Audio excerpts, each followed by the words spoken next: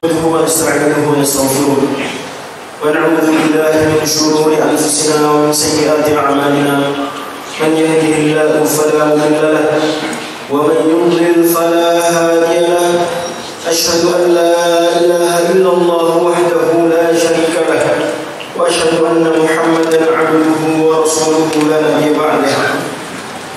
قال الله عز وجل في كتابه الكريم: يا أيها الذين آمنوا اتقوا الله حق تقاته ولا تموتن إلا وأنتم مسلمون. أما بعد، فإن أصدق الحديث كتاب الله وخير الهدي هدي محمد صلى الله عليه وسلم وشر الأمور محدثاتها فإن كل محدثة في الدين بدعة وكل بدعة ضلالة وكل ضلالة في النار والعياذ بالله.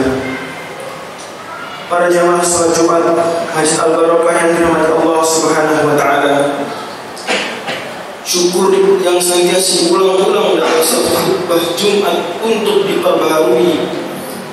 Syukur yang tidak terbatas amalannya dalam bentuk pengakuan hati ataupun ikrar di lisan bahwa nikmat dari Allah Subhanahu wa taala dan mengucapkan alhamdulillah segala puji bagi Allah. Tapi butuh pembuktian syukur tersebut dalam bentuk amal perbuatan, tidak menggunakan nikmat untuk kemaksiatan seperti menggunakan nikmat waktu untuk membuat dosa, nikmat uang untuk membeli barang-barang yang terlarang, nikmat pandangan, nikmat mata untuk melihat yang tidak boleh dilihat, nikmat teknologi smartphone untuk mengakses lama-lama yang tidak boleh bagi seorang muslim mengaksesnya. Dan syukur salah satu wujud nyatanya adalah takwa pada Allah Subhanahu wa taala. Takwa yang wujud nyata sederhananya adalah menjalankan perintah-perintah Tuhan dan menjauhi semua larangan-larangan Allah Subhanahu wa taala. Dan takwa tak akan sempurna tanpa ittiba kepada Nabi Muhammad SAW, mengikuti bagaimana beliau bertakwa. Bahkan takwa dengan wujud meneladani Nabi SAW sesungguhnya sebesar-besar wujud syukur. Nikmat Tuhan mana lagi yang lebih besar daripada nikmat diutusnya Nabi Muhammad SAW. Dan di antara bimbingan Nabi Muhammad SAW yang sudah semestinya kita sebagai muslim, wabil khusus di Indonesia, setelah sudah menjalani kurang lebih 3 hari kampanye menjelang pemilihan legislatif dan pemilihan presiden, ya Selasa lalu kita sudah mulai masa kampanye, masa-masa yang mungkin akan berlangsung kurang lebih selama 2 bulan.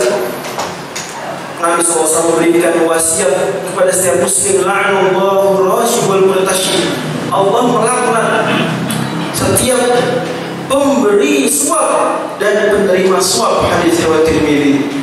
Maka para ulama sebagaimana dijelaskan oleh Imam Ibnu Hajar Al-Haytami dalam kitab Az-Zawajir sepakat bahwasanya haram hukumnya melakukan suap dan haram pula hukumnya menerima suap.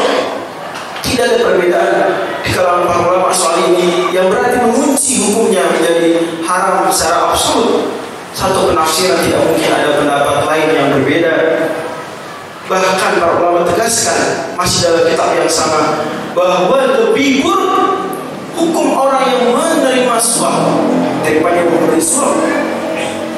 Saya ulangi lagi, lebih buruk hukum orang yang menerima suap dibandingkan orang yang menerima suap. Alasan kata beliau karena orang yang memberi suap masih ada kondisi-kondisi di mana diperkenankan wujudnya seperti memberi suap, tapi hukumnya tidak lagi haram.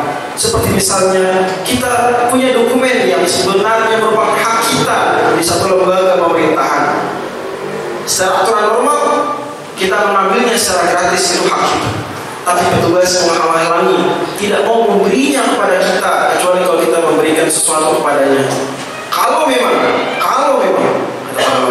jika kita tidak memungkinkan mengambil hak kita tersebut kecuali dengan memberikan sesuatu yang diminta, dan ini sebenarnya suap, memberikan uang 10.000, memberikan uang 5.000 rupiah atau lebih daripada itu, maka yang seperti ini boleh kita memberikan 10.000, 5.000 tadi ke petugas pemerintahan yang menghalangi kita mendapatkan surat atau dokumen yang menjadi hak kita.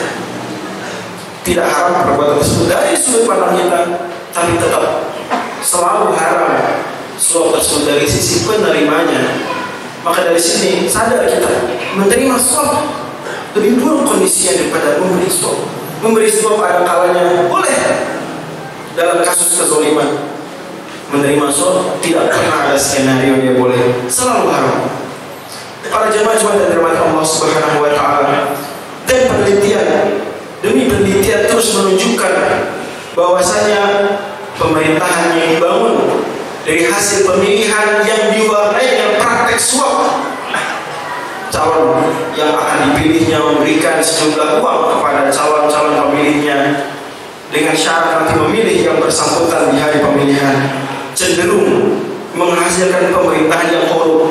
Saya ulangi lagi, sejumlah penelitian menyebutkan bahwa praktek suap manakala merajalela di satu lingkungan, di satu masyarakat, maka cenderung menghasilkan pemerintahan yang korup.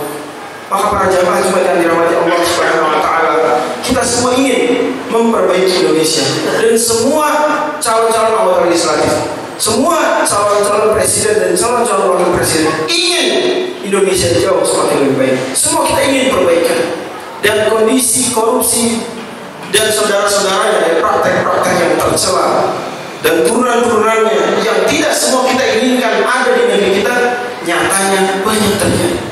Nyatanya mewarnai berita-berita, mungkin setiap harinya ada saja yang terkena kasus korupsi.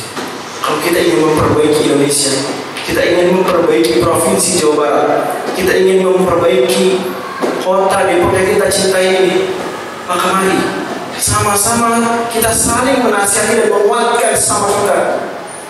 Tidak lagi menerima suap. Menerima suap haram. Tidak benar kata-kata ambil uangnya, jangan pilih orang. Tidak benar. Karena dengan mengambil uang itu saja kita sudah jatuh dalam dosa. Justru yang ada adalah tolak uangnya, laporkan kasusnya. Foto saja kalau Bapak dan para hadirin sekalian ingin disuap, foto orang yang mau memberikan uangnya, rekam, kirimkan ke pihak yang berwenang. Dan itu bagian dari amal ma'ruf nahi munkar demi kebaikan Indonesia itu sendiri, demi kebaikan provinsi kita, demi kebaikan kota kita. Dan Nabi SAW sekali lagi telah melaknat la'anallahu rashi wal murtasyid. Siapa di antara kita mau dilaknat? Ada mau dilaknat? Ataukah kita ini, kita sebangsa, seprovinsi dan sekota ini bareng-bareng dilaknat Tuhan? Alhamdulillah. Qul qali hadza wastaghfirullah li wa lakum wa lisa'il muslimin wal muslimat fastaghfiruhu innahu huwal ghafurur rahim.